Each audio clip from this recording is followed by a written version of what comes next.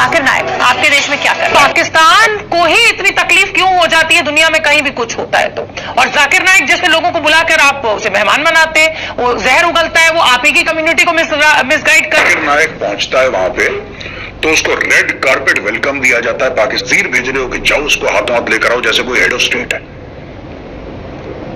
یار I am honestly shocked. مجھے ایسا لگتا تھا میں اس غلط فہمی میں جی رہا تھا.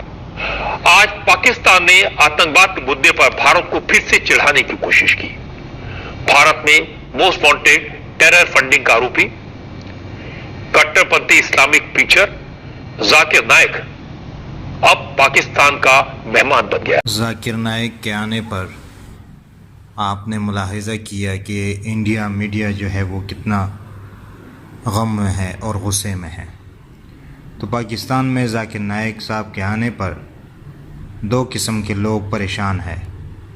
ایک انڈیا کے لوگ اور کچھ یہاں کے علماء کرام، بعض علماء کرام جو ذاکر نائک صاحب کے آنے پر غمزدہ ہے.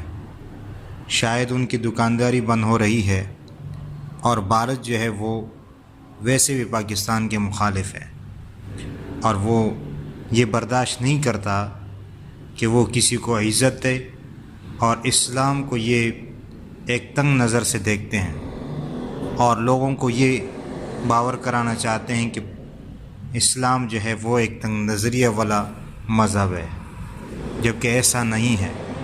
اسلام میں ہر کسی کے قوانین اور حقوق ہے، اور لیکن یہ لوگ سمجھتے نہیں ہیں.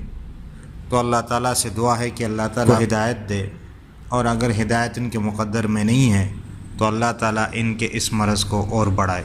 آمین ثم آمین یا رب العالمین.